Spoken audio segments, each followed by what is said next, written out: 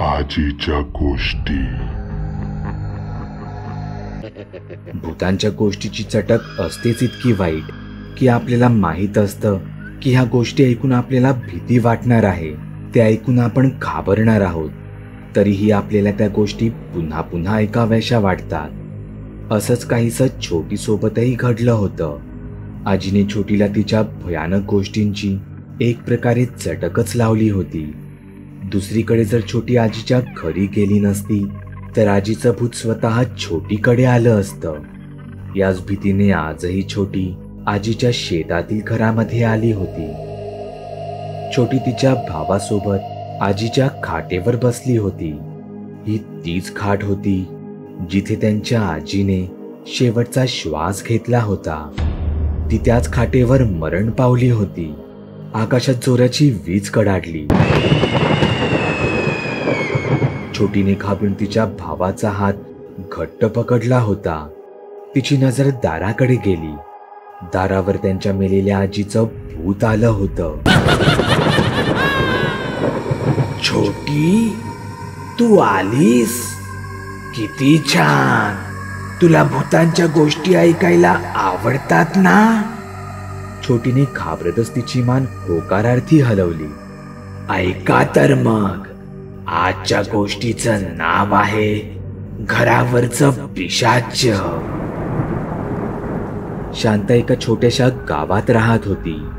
तिने स्वतः गरिबी काय असते हे अगदी जवळून अनुभवलं होतं, म्हणून तिला गरिबीची जाण होती आणि गरिबांची नेहमीच मदत करायची तिची तशी तयारी असायची.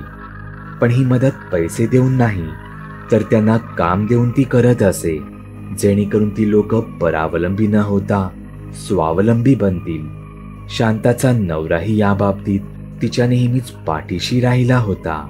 त्याचा शांताला नेहमीच खूप सपोर्ट होता. असंच एकदा शांता दसऱ्यानिमित्त फुलं, हार, कपडे आणि घरातील छोटी मोठी खरेदी करण्यासाठी बाजूच्याच गावात गेली होती.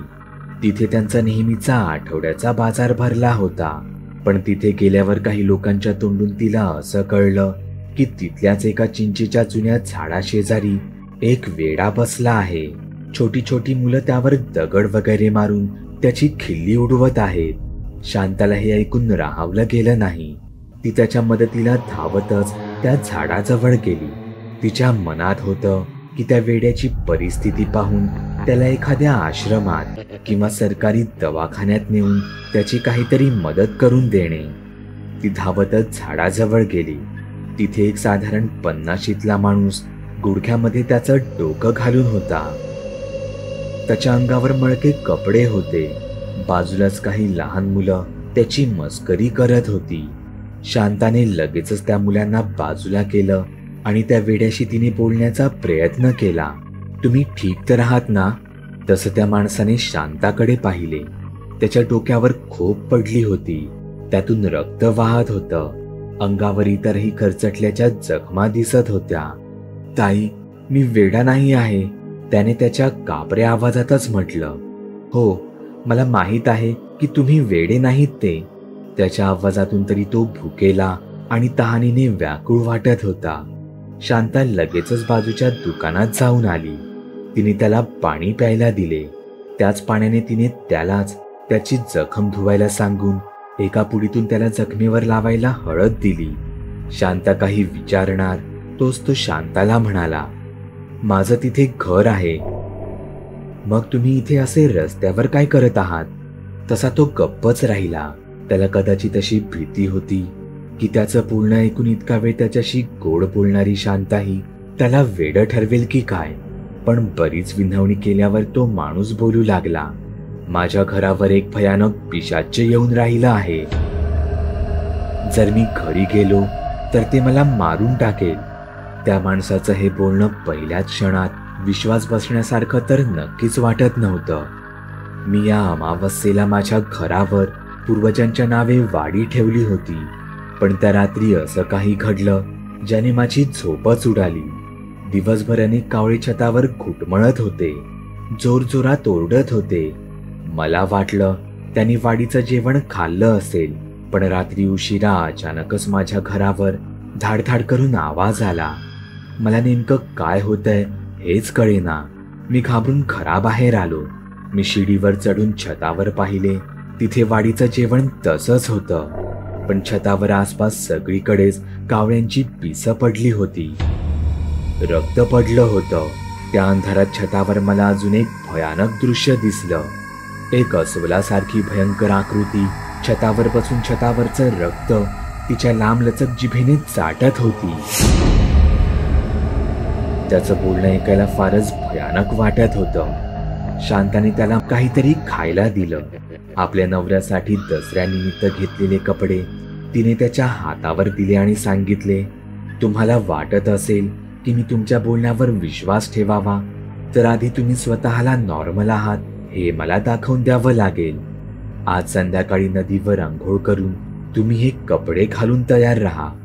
मी माझ्या नवऱ्यासोबत इथेच या चिंचेच्या झाडाशेजारी येईन. इथून आपण तुमच्या घरी जाऊ. जर तिथे काही दिसलं तर आपण त्यावर नक्की उपाय काढू, नाहीतर तुम्हाला यापुढे त्याच घरात राहावं लागेल. असं बोलून शांता तिथून निघून गेली. तो माणूस त्याच्या बोलण्याच्या पद्धतीवरून तरी नॉर्मलच वाटत होता, पण त्याचं बोलणं नक्कीच नॉर्मल नव्हतं. त्याला कदाचित एखादा भास झाला होता, ज्यामुळे त्याच्या मनावर आघात झाला असावा. ठरल्याप्रमाणे शांता तिच्या नवऱ्यासोबत चिंचेच्या झाडाजवळ आली. तिथून ते त्या माणसासोबत त्याच्या घराजवळ गेले. त्या माणसाचं घर एका विरळ वस्तीत होतं. ते सावधच त्याच्या घराजवळ गेले तसा तो माणूस थरथर कापू लागला होता. शांताला फक्त काही काळ त्याच्यासोबत तिथे राहून त्याला धीर द्यायचा होता, म्हणून ते त्या घरापासून असलेल्या 20-25 फूट लांब एका धक्क्यावर बसून राहिले. रात्रीचे 8 वाजले, 9 वाजले, 10 वाजले. 3 तास शांता त्या माणसाची समजूत काढत होती, कारण तिला माहीत होतं तिथे तसं काहीच नव्हतं. रात्री 11 वाजता त्यांनी जबरदस्तीने त्या माणसाला त्या घरात पाठवलं आणि शांता तिच्या नवऱ्यासोबत तिथून तिच्या घरी जायला निघाली. शांताच्या मनात एका गरजूला मदत केल्याची समाधानाची भावना होती. आजी, म्हणजे तिथे कोणतंच पिशाच्य नव्हतं का? आणि तो माणूस तो खरंच वेडा होता का? नाही, गोष्ट अजून संपलेली नाही. ते जोडपं काहीच अंतर पुढे गेले असतील.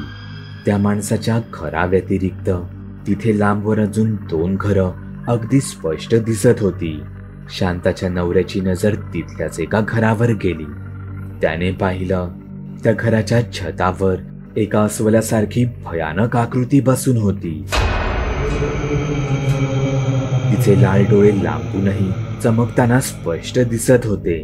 शांताचा नवरा शांताला हे दाखवणार तोच ती आकृती कुठे गायब झाली. शांताचा नवरा भीतीने घामाघूम झाला होता. त्याला त्या माणसाचं बोलणं पटलं होतं, पण हे सगळं आता शांताला कसं सांगणार? तोच त्यानं झाडीत जोरजोरात हालचाल जाणवली. असं वाटत होतं झाडीत कोणीतरी मोठा प्राणी लपला आहे. ते जे कोणी होतं ते त्यांच्याच दिशेने येत होतं. शांताचा नवरा जोरात ओरडला, शांता पळ लवकर.